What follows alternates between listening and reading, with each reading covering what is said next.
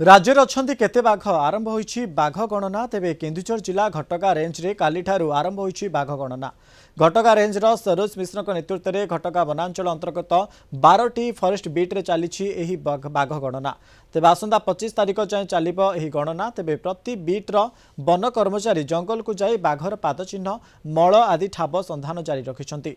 गत वर्ष घटका वनांचल अटेई जंगल रे लिओपार्ड बाघ थिबा सर्भेरु जना पड़िथिला। तेबे गणना परे घटका वनांचल रे 3टी बाघ अछंती ताहा जना पड़ियो बोली प्रकाश पाइछि।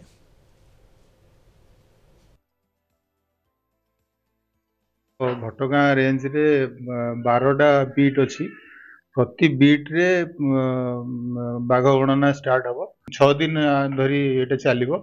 प्रथम 3 दिन आम प्रति बीट कवर करने प्रति बीट रे 5-5 किलोमीटर 3 दिन करेंगे 20, 21, 22 3 दिन रे आम कार्निवरस आउ मेगा हर्बिवरस सर्वे हम।